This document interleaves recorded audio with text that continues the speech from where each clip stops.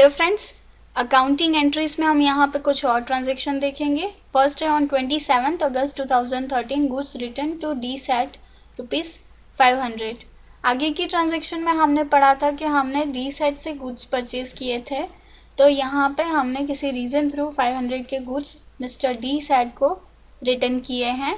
तो हमें यहाँ पे रिटर्न की ट्रांजैक्शन करनी रहेगी। हमने डी सेट से गुड्स 27 अगस्त 2013 को परचेज किए थे, तो हम यहाँ पे अगर रिटर्न कर रहे हैं तो हमारे लिए वर्ड होगा परचेज रिटर्न।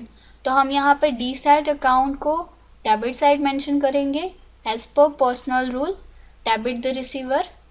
तो डी सेट को डेबिट साइड और परचेज रिटर्न को हम क्रेडिट साइड में यूज़ करेंगे, क्योंकि हमने गुड्स परचेज किए थे। तो रिवर्स ट्रांजेक्शन के लिए, अकाउंट सेटलमेंट के लिए हम परचेज रिटर्न को क्रेडिट साइड में मेंशन करते हैं। तो हमें अगर इसकी ट्रांजैक्शन बनानी रहेगी तो हम इस तरह से बनाएंगे, mister D Seth account debit ₹500 to purchase return account credit ₹500।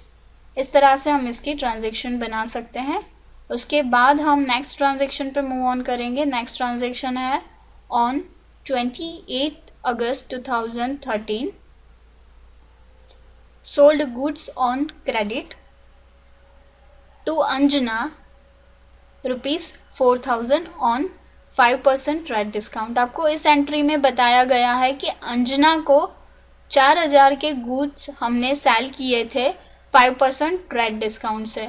तो यहाँ पे आपको बताया गया है कि जिस पार्टी को हम सेल कर रहे हैं उस पार्टी को हम डेबिट साइड में लिखेंगे एज पर पर्सनल अकाउंट के रूल के हिसाब से। अंजना अकाउंट डेबिट साइड होगा, क्योंकि पर्सनल अकाउंट का रूल रहता है debit the receiver credit the giver. यहाँ पे अगर हम गुड्स सेल कर रहे हैं तो अंजना रिसीवर हो रही है, इसीलिए हमने उसको डेबिट साइड, और अगर हमने सेल किया है तो हम यहाँ पे सेल्स अकाउंट को क्रेडिट साइड में मेंशन करेंगे, क्योंकि हमारे पास से गुड्स जा रहे हैं। तो इस तरह से हम इसकी एंट्री मेंशन करेंगे कि अंजना अकाउंट को हम डेबिट साइड में रखेंगे और टू सेल्स को हम क्रेडिट साइड में। और अभी हमें अमाउंट कैलकुलेट करनी रहेगी 5% ट्रेड डिस्काउंट से। तो हमें जो एक्चुअल अमाउंट दी गई है सोल्ड गुड्स की ₹4,000 वाली, तो हम यहाँ पे 4,000 पे 5% का ट्रेड डिस्काउंट कैलकुलेट करेंगे। तो 4,000 पे अगर हम 5% डिस्काउंट कैलकुलेट कर रहे हैं तो हमारे पास जो अमाउंट हमें मिल रही है वो है 3,800। आप देख सकते हो हमने यहाँ पे जैसे ही अमाउंट कैलकुलेट की तो हमें यहाँ पे ₹3,800 अमाउंट मिल रही है 4,000 के ऊपर कट करके। तो इस तरह से हम ट्रेड डिस्काउंट एक्चुअल अमाउंट में से कट कर सकते हैं। एज पर अकाउंटिंग रूल आप देख रहे हो यहाँ पे, जैसे हमने ट्रेड डिस्काउंट कट किया है लेकिन हमने ट्रेड डिस्काउंट बुक में मेंशन नहीं किया, यानी यहाँ पे हमने ट्रांजैक्शन में ट्रेड डिस्काउंट मेंशन नहीं किया है, क्योंकि अकाउंटिंग के रूल के हिसाब से हम ट्रेड डिस्काउंट एक्चुअल अमाउंट में से डिडक्ट कर देते हैं, लेकिन उसे हम बुक में लिखते नहीं हैं।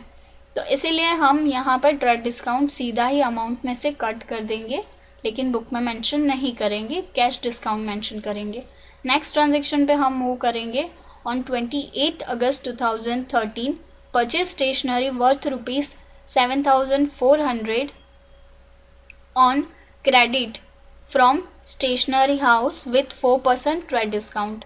आपको यहाँ पे बताया गया है कि हमने स्टेशनरी परचेज की है 7,400 की क्रेडिट पे स्टेशनरी हाउस से, जिसमें हमें 4% का ट्रेड डिस्काउंट मिला है।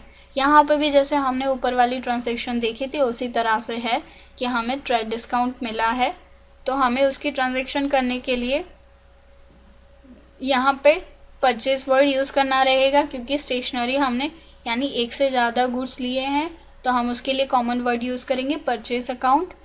परचेज अकाउंट को हम डेबिट साइड में मेंशन करेंगे, आप देख सकते हो परचेज अकाउंट को हमने डेबिट साइड में मेंशन किया है। और स्टेशनरी हाउस जहाँ से हमने गुड्स परचेज किए as per personal rule debit the receiver credit the giver. तो हमने स्टेशनरी हाउस से गुड्स परचेज किए हैं, तो यानी स्टेशनरी हाउस गिवर हो गया है, तो स्टेशनरी हाउस को हमने क्रेडिट साइड में मेंशन किया है। आप देख सकते हो हमने स्टेशनरी हाउस को क्रेडिट साइड में मेंशन किया है। उसके बाद है ₹7,400 के गुड्स पे हमने 4% का ट्रेड।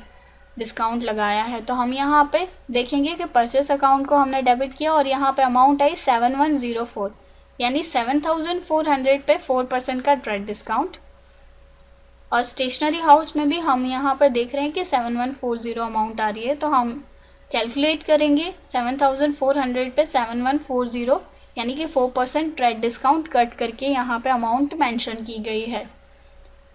7400 पे 4% ट्रेड डिस्काउंट कट किया है और ट्रेड डिस्काउंट को मेंशन नहीं किया है, तो ट्रांजेक्शन बनेगी purchase account debit to stationery house account 7104। Next transaction है on 29 August 2013 paid ₹200 in cash for repairs of furniture.